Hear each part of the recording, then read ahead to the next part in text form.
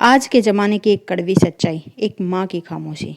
कभी सोचा है, जब वो माँ जिसने तुम्हें चलना सिखाया, खाना खिलाया, रात भर जगकर तुम्हारी देखभाल की, उसी माँ की आंखें एक दिन खामोश हो जाएं, तो उस खामोशी में क्या बचेगा, प्यार या पछतावा? आज की कहानी सिर्फ एक माँ की नहीं है, बल्कि एक बेटे का आईना है, जो हर बेटे को, हर बहू को और पूरे समाज को झकझोर कर रख देगी। ये कहानी एक माँ की खामोशी। गांव के उस आखिरी नुक्कड़ पर एक पुराना कच्चा पक्का सा घर था। बाहर लगे तुलसी के जोर पर अब भी हर सुबह धूप दी जाती थी। अंदर आंगन में फैली उदासी को सिर्फ एक बूढ़ी औरत की खामोशी काटती थी, सुमित्रा देवी की खामोशी। वो एक ऐसी माँ थी जिसने पति के निधन के बाद अपना पूरा जीवन सिर्फ अपने बेटे रोहित के लिए जिया। खेत बेचकर उसे शहर पढ़ाया, खुद मजदूरी करके उसकी फीस भरी, और जब रोहित एक अच्छी कंपनी में नौकरी करने लगा तो उसकी आंखों में वही सपना था कि अब मेरा बेटा मुझे सहारा देगा। लेकिन वक्त के साथ साथ सपने भी जैसे फीके पड़ते चले गए। रोहित की शादी प्रियंका से हुई तो शुरू शुरू में सब कुछ अच्छा था। प्रियंका पढ़ी लिखी, स्मार्ट और तेज तर्रार लड़की थी, लेकिन तेजी ही धीरे धीरे जहर बन गई। मम्मी जी, आप गांव वाली बातें मत किया करिए ना, अब हम लोग सिटी में रहते हैं। अरे ये साड़ी की जगह सलवार पहन लीजिए, आपकी उम्र में ये सब अच्छा नहीं लगता। किचन में घुसने से पहले हाथ पैर धो लिया करिए, थोड़ी मॉडर्न हो जाइए। इन बातों में ताना छुपा होता था, और हर ताना सुमित्रा के दिल में एक और नस्तर की तरह उतरता था, और रोहित वो चुपचाप सुनता था। शुरू में बहू की बातों को टालता था, फिर धीरे धीरे सुमित्रा की खामोशी को ही ओके मान लिया। रोजाना का अपमान, मम्मी चाय बना दी आपने? नहीं रोहित, सर में थोड़ा दर्द था। ओह, मतलब अब घर में काम भी नहीं करेंगे? प्रियंका भी ऑफिस से थक के आती है, सब मैं ही करूंगा? सुमित्रा का दिल रोने को होता, लेकिन आंखें अब आंसू भी बचा कर बहाती थी। रोहित का स्वर अब उस बेटे जैसा नहीं रहा था जो कभी माँ के पैरों में सिर रखकर कहता था कि माँ तू ही मेरी दुनिया है। सुमित्रा के घर के सामने ही रहता था गौरव, जो सुमित्रा से छोटा था लेकिन सम्मान में देने में बड़ा था। वो जानता था कि सुमित्रा की हालत ठीक नहीं है। वो कभी कभी सब्जी या दवा दे आता था, पर खुद को ज्यादा दखल नहीं देता था। एक दिन उसने देखा कि सुमित्रा को छत पर जोर से डांटा जा रहा है। रोहित का स्वर काफी ऊंचा था और गौरव का दिल बैठ गया, लेकिन वह कुछ न कर सका। फिर वो दिन आज जब प्रियंका ने कहा कि रोहित, अब मम्मी को किसी वृद्धाश्रम भेज दो। मेरी फ्रेंड्स आती है तो उन्हें अच्छा नहीं लगता कि ये पुराने लोग घर में, इनको बोलना भी नहीं आता, कैसे बात की जाती है। रोहित ने कोई विरोध नहीं किया। उसने माँ को एक सुंदर से वृद्धाश्रम में छोड़ने का फैसला ले लिया, और फिर एक दिन उसे वृद्धाश्रम में छोड़ आया। बस इतना कहा, माँ आप यहाँ आराम से रहिए, यहाँ सब सुविधा है। सुमित्रा ने कुछ नहीं कहा, बस मुस्कुरा दी, जैसे उसके दिल में सदियों का तूफान समा गया हो और अब कहानी बदलेगी। वृद्धाश्रम की शांति के बीच सुमित्रा ने बोलना बंद कर दिया। वो बस चुपचाप हर सुबह तुलसी को जल देती और एक पुरानी डायरी में कुछ लिखती। उधर रोहित और प्रियंका की जिंदगी में एक ऐसा मोड़ आने वाला था कि जिसकी उन्होंने कभी कल्पना नहीं की थी। एक रहस्यमयी बीमारी, एक कोर्ट केस और एक चिट्ठी जो सब कुछ बदल कर रख देगी। वृद्धाश्रम के एक कोने में बैठी सुमित्रा देवी अब ज्यादा कुछ बोलती नहीं थी। उनकी आंखों में एक स्थायी उदासी बस गई थी, लेकिन उन्होंने लिखना नहीं छोड़ा था। हर दिन वो अपनी पुरानी डायरी में कुछ न कुछ दर्ज करती थी। उधर रोहित और प्रियंका की जिंदगी बाहर से तो सामान्य लग रही थी, लेकिन भीतर कुछ टूटने लगा था। एक रात रोहित की नींद अचानक टूट गई। उसने सपना देखा था कि माँ उसके कमरे में खड़ी थी, आंखें लाल थी, चेहरा शांत लेकिन दर्द में डूबा हुआ। वो कुछ कह रही थी, लेकिन आवाज नहीं आ रही थी। सुबह होते ही उसने उस सपने को झटक दिया। ओवर थिंकिंग कर रहा हूँ शायद, लेकिन सपने अब हर रात आने लगे। कभी माँ के आंसू, कभी उनकी खामोश नजरें, कभी वो लहजा जो बचपन में लोरी सुनाते वक्त होता था। अब डर बन गया था, वो रहस्यमयी चिट्ठी। एक दिन रोहित के ऑफिस में एक चिट्ठी आई। सामान्य पोस्ट, लेकिन भेजने वाला गौरव था, वही पड़ोसी था जो कभी कभी सुमित्रा से मिलने वृद्धाश्रम जाता था। चिट्ठी कुछ यूं थी, रोहित, मैं जानता हूँ कि ये मेरा हक नहीं है, लेकिन मैंने तुम्हारी माँ की आंखों में वो खामोशी देखी है। वो बोलती नहीं, बस चीखती है। कल उन्होंने मुझे अपनी डायरी दी और कहा कि इसे तुम तक पहुंचा दूं। उन्होंने एक शब्द कहा था कि शायद अब वक्त है। मैं डायरी बेच रही हूँ, पढ़ना, लेकिन दिल से पढ़ना। गौरव।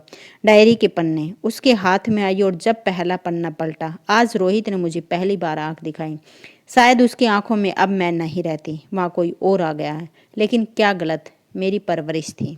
क्या ममता सिर्फ एक उम्र तक होती है? प्रियंका बहुत तेज है, होशियार है, लेकिन उसे घर की गर्मी महसूस नहीं होती।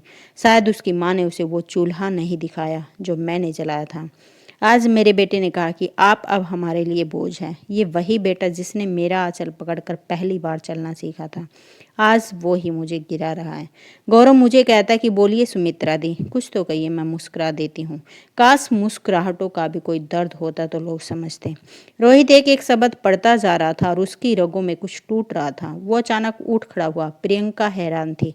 क्या हुआ रोहित? मैं माँ के पास जा रहा हूँ। वृद्धाश्रम का सन्नाटा। जब वो वृद्धाश्रम पहुंचा तो वहाँ अजीब सा सन्नाटा था। वो डायरेक्टर से मिला। मैं सुमित्रा देवी का बेटा हूँ, उनसे मिलना है। डायरेक्टर की आंखें नीचे झुक गई। सॉरी, 2 दिन पहले उनका देहांत हो गया। नींद में चली गई किसी को बिना कुछ कहे।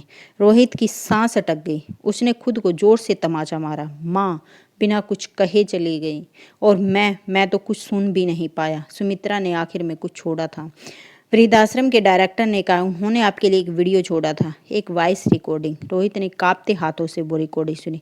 बेटा रोहित, मुझे तुमसे कोई शिकायत नहीं। तू बस खुद से नाराज मत होना। मैंने तुझे इसलिए जन्म नहीं दिया कि तू मेरी सेवा करे। मैंने तुझे इसलिए जन्म दिया क्योंकि मैं तुझसे प्यार करती थी।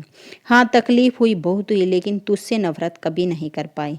इस जीवन से जा रही हूँ लेकिन तुझे माफ़ करके जा रही हूँ। अपना ख्याल रखना बेटा, और किसी को कभी वो दर्द मत देना जो तूने मुझे दिया हो।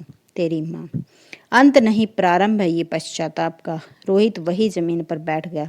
फूट फूट कर रोने लगा। अब वो ऑफिस जा पा रहा था और न ही प्रियंका से बात कर पा रहा था।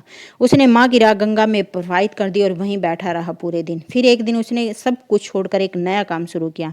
एक वृद्धाश्रम खोला जिसका नाम रखा माँ की खामोशी। वहाँ हर बुजुर्ग को बेटे का प्यार मिले और कोई रोहित अपनी माँ को खोकर न पछताए। यह वृद्ध आश्रम गंगा किनारे एक छोटे से कस्बे में बनाया गया।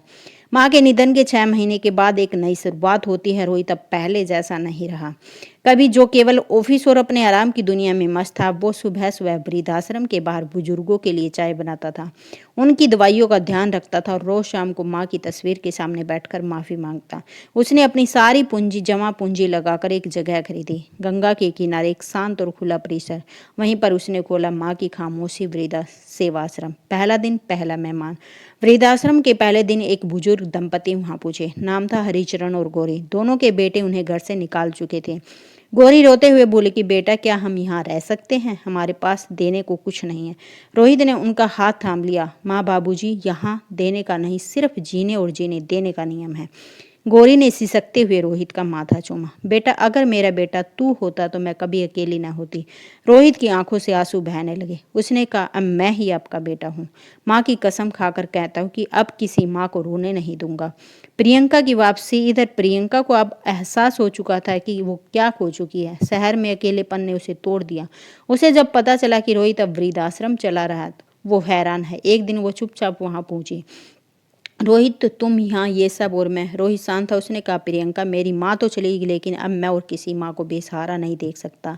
प्रियंका की आंखें झुक गईं। क्या मैं कुछ मदद कर सकती हूँ? रोहित ने कहा, अगर तुम सच में कुछ करना चाहती हो तो इन बुजुर्गों के लिए बेटी बन जाओ, क्योंकि बहुओं ने इन्हें क्या दिया वो सबने देख लिया। अब कोई बेटी इन्हें स्नेह दे, यही काफ़ी है।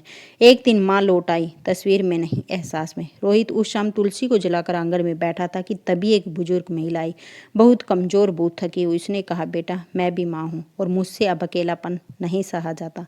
रोहित उठा, उसे सहारा देकर अंदर लाया और मुस्कुराकर बोला, अब से आप अकेली नहीं हैं, क्योंकि माँ की खामोशी में हर माँ को आवाज़ मिलेगी। समाज को आईना। माँ की खामोशी अब सिर्फ एक आश्रम नहीं था, वो एक आंदोलन बन चुका था। हर गांव, हर शहर से लोग बुजुर्गों को वही छोड़ने नहीं, मिलाने आने लगे। स्कूलों में पढ़ाया जाने लगा कि किसी की माँ को रोते नहीं देखना है तो पहले अपनी माँ को समझो। रोहित अब कभी खुद को माफ नहीं कर पाया, लेकिन उसने अपने कर्मों से वो सब किया जो शायद उसकी माँ को सुकून दे सके। और शायद कहीं ऊपर एक खामोश आत्मा मुस्कुरा रही थी। मेरा बेटा अब समझ गया है, देर से ही सही, लेकिन समझ तो गया। ये ही थी माँ की खामोशी। एक ऐसी कहानी जो सिर्फ रोहित के नहीं, इस समाज के भी है। अगर आपकी माँ अब भी आपके साथ है तो उन्हें गले लगा लीजिए, क्योंकि जब वो खामोश हो जाती है तो सिर्फ आवाज़ नहीं, जिंदगी भी साथ चली जाती है। इस कहानी को जितना हो सके लोगों तक पहुंचाइए, शायद कोई और रोहित बनने से पहले संभल जाए।